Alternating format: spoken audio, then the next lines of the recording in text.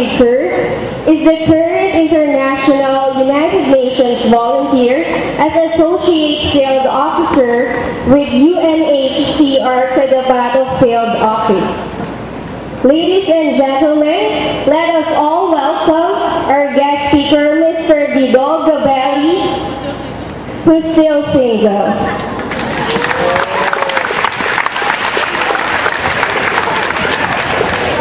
Yeah. Unfortunately, I was not as lucky as Rose has been, so I haven't found my life partner yet. Nevertheless, I like that cheering. Anyway, good morning, everybody.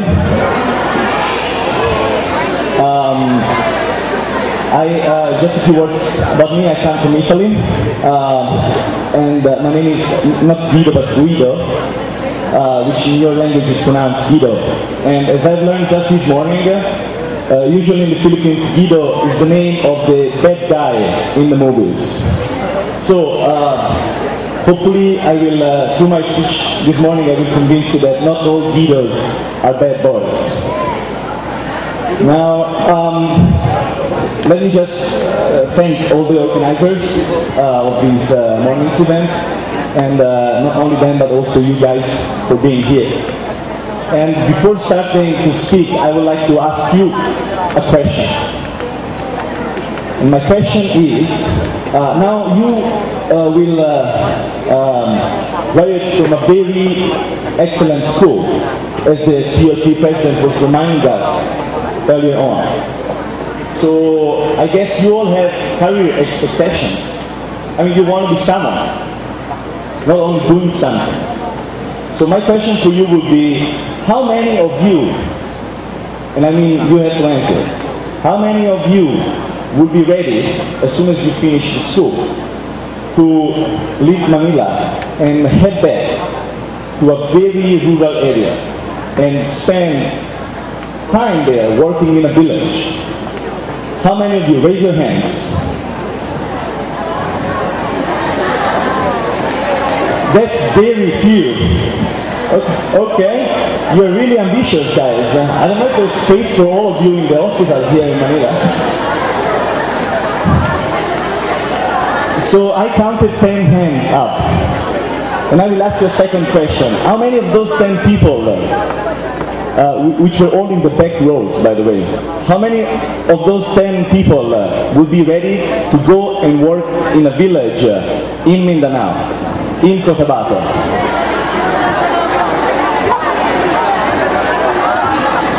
15. You really like Mindanao, do you? Okay. Okay. Now, enough. Okay. So, what I will do now is I will briefly introduce my work, and then maybe we'll go to the slides, to the PowerPoint presentation very quickly. I will just read aloud what is there, because I will make my point before the presentation starts. Now, what I will do is I will share with you my experience being a volunteer, exactly in Cotabato. I haven't been there long, working with the United Nations, and I haven't done the same work that you will be doing. I'm not a medical officer. My work is more about development, a word that basically in this case means to give people means to fend for themselves and provide enough for their families to live on. Nevertheless, there's a connection between my work and you. And that connection is that wherever I went doing my work, there I met you. And when I say you, I mean that wherever I went, the farthest, the remotest areas I visited, there I found nurses and midwives working. And that's you. That's what some of you, at least 15 of you, might be doing in the future. And we both, I mean me doing my work and them doing their work, we were all facing a very complex context, a very extremely difficult situation. So that what I think this morning is, by sharing with you a few observations on my work, I guess you will understand, or you will maybe start thinking about your own work and how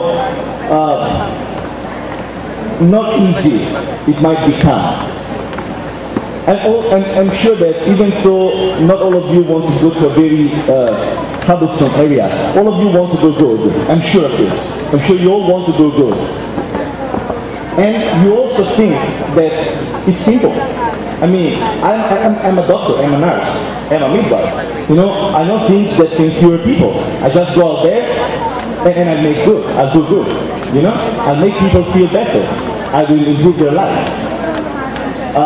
But my second point here is, it's not that easy. I mean, when you have power to do something good, then you can keep the balance. And when you will go to a place where people don't have much, maybe they have nothing, okay? You will see that even the smallest riches that you have, I'm not talking about money, I'm talking about the power to do something. Even the smallest riches you have can be enough to make things worse and not better. Because people will fight for it. You will be precious to them. You will be incredibly precious to them. Because our work is precious to them.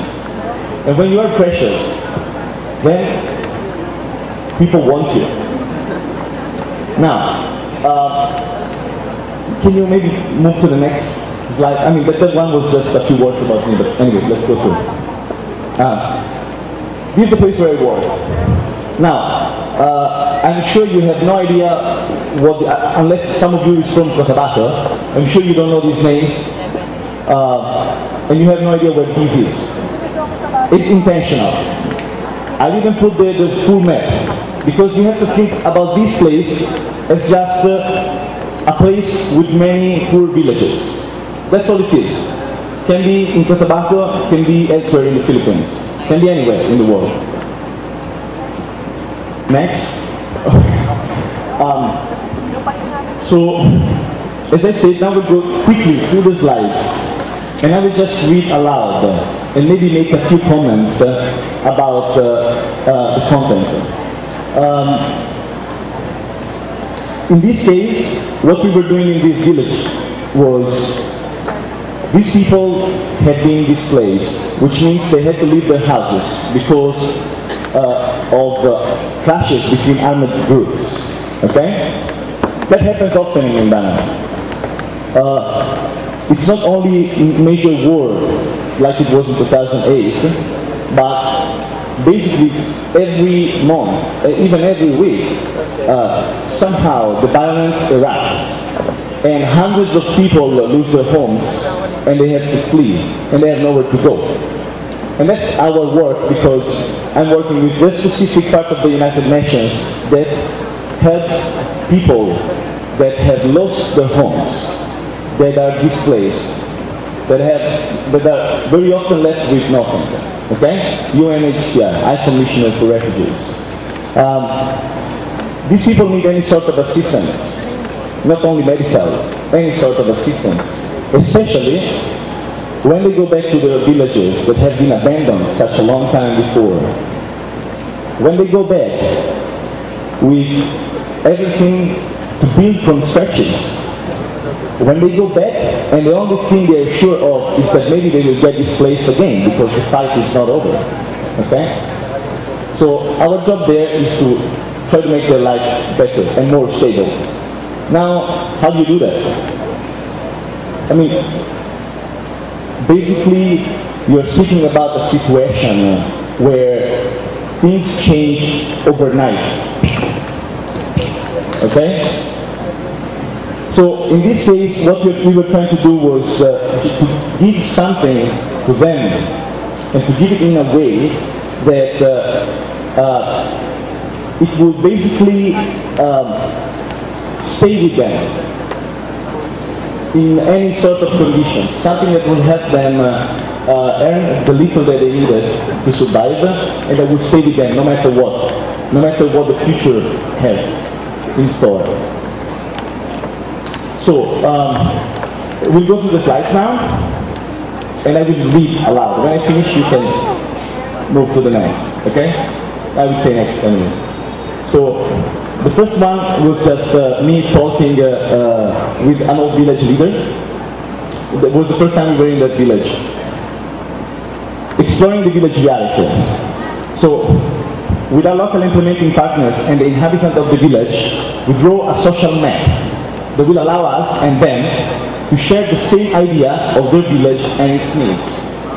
It basically means when you go there, you come from the city, you have your own idea of what a village is. It's not their idea. So you have to start from the assumption that you have to understand what they think of their own village, how they see it. Next. So we make sure that the vast majority of the community, especially the most vulnerable people, take part in the decision making and the project planning. And the final decision on every aspect of the help we deliver rests always with the people we are trying to help. Which means, as you can see there, I mean, we have an idea, and they give us another idea. Okay, you will go there and say, you need this medicine, you need paracetamol, okay? And they would say, no, we don't need paracetamol, okay? We need ibuprofen. That's the only two medicines I know, guys, so that's all I can say. But wait. So what is important is that you go through these ideas and you really understand what's most important for them.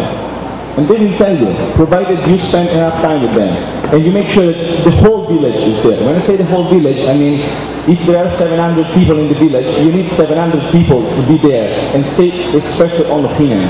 Because these people are often, they bear wounds, war wounds, they bear scars, okay? They are divided in their own villages. They fear anybody. Which means that if you don't reach every single one of them, then you might lose them all. Next.